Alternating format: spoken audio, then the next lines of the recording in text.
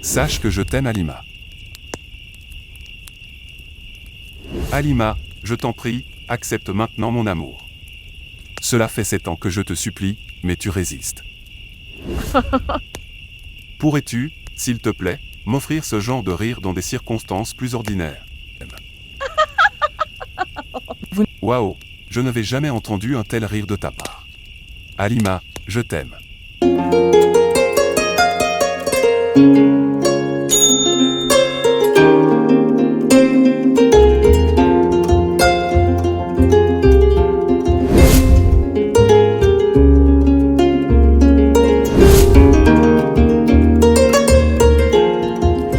Votre Majesté, j'ai pris l'initiative de vous présenter ces deux éminents sages, reconnus pour leur intégrité et leur loyauté envers le royaume. Leurs conseils éclairés et leur dévouement absolu constitueront des atouts précieux dans l'avancement de notre royaume. Puissent-ils contribuer de manière significative à la prospérité de notre cher royaume. Que leur entrée marque le commencement d'une ère nouvelle et florissante pour nous tous. Je prends note de votre choix, conseiller en chef, et je souhaite la bienvenue à ces nouveaux conseillers. Puissent-ils, en effet, contribuer de manière positive au bien-être de notre royaume, que leur intégrité et leur loyauté soient mises à l'épreuve au service de notre peuple, que cette nouvelle ère soit prospère et bénéfique pour tous.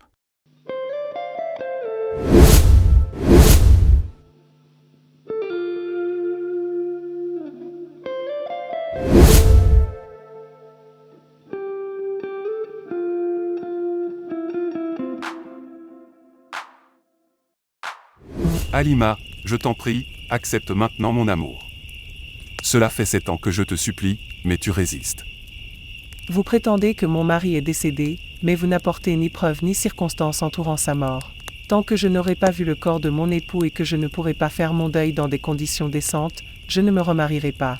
Mais 7 ans ne sont-ils pas une preuve suffisante? Halima, je t'aime. Tu sais que je suis capable de beaucoup de choses. Je ne veux pas te contraindre par la violence pour que tu m'acceptes, car je t'aime. Vous ne voulez pas me faire violence parce que vous m'aimez?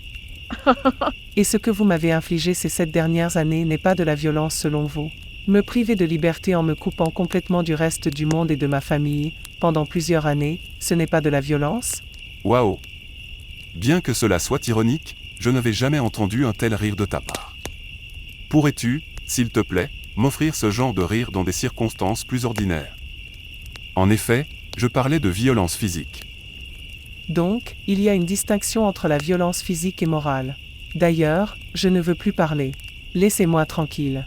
J'attendrai encore et encore. Sache que je t'aime, Halima.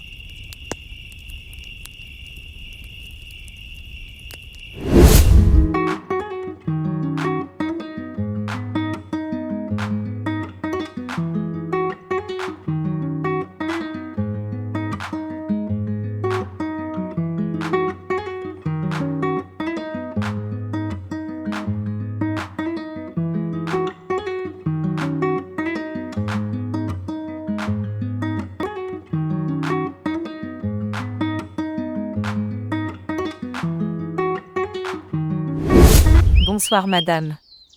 Vous semblez bien fatiguée. Que puis-je faire pour vous aider? Bonsoir, noble dame. Je suis une voyageuse épuisée, à la recherche d'un abri pour la nuit. Auriez-vous la bonté de m'offrir refuge? Bien sûr, entrez. Vous êtes la bienvenue chez moi. Je m'appelle Awa. Comment puis-je vous appeler? Merci, Awa. Je suis appelé Aïssatou. J'ai parcouru de longues distances et votre hospitalité est une bénédiction. C'est un plaisir, Aïssatou. Faites comme chez vous. Vous pouvez vous reposer ici cette nuit. Que Dieu vous récompense pour votre générosité, Awa. Vous avez le cœur noble. C'est la moindre des choses. Si vous avez besoin de quelque chose, n'hésitez pas à me le dire.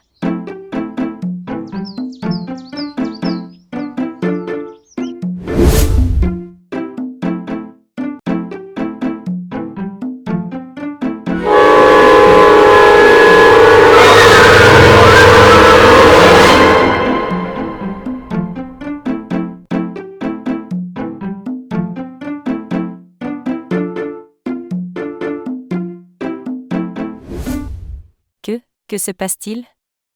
Vous n'êtes pas une vieille dame. Qui êtes-vous vraiment? Grand-mère, c'est moi, Amadou. Je suis revenu. Amadou? Mon petit-fils? Est-ce vraiment toi? Oui, grand-mère, c'est bien moi. J'ai dû me déguiser pour entrer dans le royaume sans attirer l'attention. Mon cher Amadou, après toutes ces années. Que je suis contente de te revoir. Mais tu as pris un gros risque de revenir ici maintenant. Cependant tu as bien fait de te déguiser car quelqu'un comme toi n'est jamais la bienvenue dans le royaume du grand conseiller. Je ne veux surtout pas te perdre comme j'avais perdu tes parents. Grand-mère, je voulais vous revoir, et j'ai appris que le royaume était sous le joug du conseiller en chef. J'ai décidé de rentrer discrètement pour comprendre la situation. Mon enfant, c'est dangereux ici. Le conseiller en chef a renforcé son emprise sur le royaume. Que comptes-tu faire? Je veux aider, grand-mère. Je ne peux pas rester silencieux en sachant que notre royaume souffre. J'ai acquis des connaissances et des compétences au fil des ans. Je veux mettre cela au service du bien de notre peuple. Mon petit-fils a grandi pour devenir un homme sage et courageux. Mais tu dois être prudent, Amadou. Le conseiller en chef ne tolérera pas d'opposition. Je sais, grand-mère. Mais je ne peux pas rester inactif. Avec votre sagesse et mon engagement, nous trouverons un moyen de libérer notre royaume.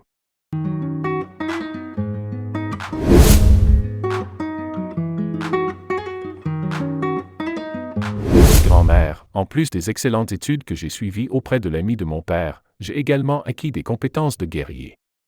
J'ai bénéficié de la bienveillance du prince du royaume où je résidais, ce qui m'a permis de suivre des formations auprès de la garde royale. Le roi m'a traité avec la même considération que son propre fils, qui m'apprécie beaucoup également. Je suis ravie d'apprendre cela. Surtout de savoir que tu n'as pas souffert autant que je le craignais. Maintenant, que comptes-tu faire? Naturellement, mon intention est de retourner au royaume et de prendre des mesures pour changer la situation. Une invasion, si tu préfères. Une invasion contre notre royaume? Non, Amadou, tu ne peux pas faire cela. Pourquoi pas, grand-mère? Le roi actuel n'est pas mauvais, et déclencher une guerre signifierait combattre notre propre communauté. Le vrai problème est le conseiller en chef. Mais le roi lui donne tout le pouvoir, ce qui rend difficile de l'affronter seul. Et je ne comprends pas, grand-mère. Tu voulais que je parte pour devenir fort et revenir changer les choses. Oui, mais pas en versant le sang des innocents. D'ailleurs, le roi de mon lieu de résidence ne veut pas non plus de la guerre. Cependant, son fils, le prince, est prêt à me fournir un soutien financier et matériel, bien que pas humain. Il affirme que les combattants doivent venir d'ici, c'est-à-dire de l'intérieur, pour être considérés comme une rébellion. Dans ce cas, il convaincra son père de me financer. Tu vois, personne ne veut la guerre. Alors la situation du royaume restera telle qu'elle. Regarde, par exemple, je suis chez moi, mais je n'ose même pas me montrer. Je sais que c'est difficile, mais maintenant que tu es de retour, réfléchissons à des moyens et des stratégies pour provoquer des changements sans trop de dégâts. Je voulais rencontrer Vieux Véridique, car il connaît beaucoup de choses et probablement de nombreuses personnes mécontentes en secret. Oui, c'est vrai. Il aurait pu être d'une grande aide. Malheureusement, il n'est plus parmi nous. Sa maladie l'a emporté.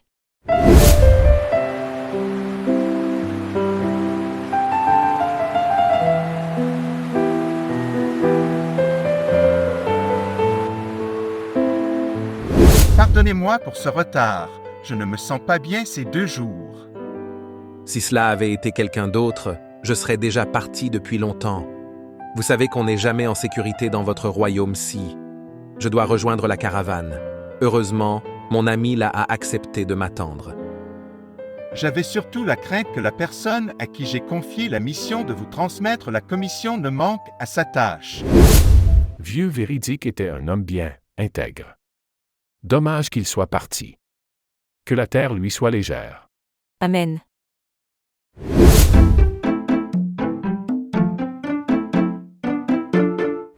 Amadou, s'il te plaît, ne prends pas de risques en sortant d'ici.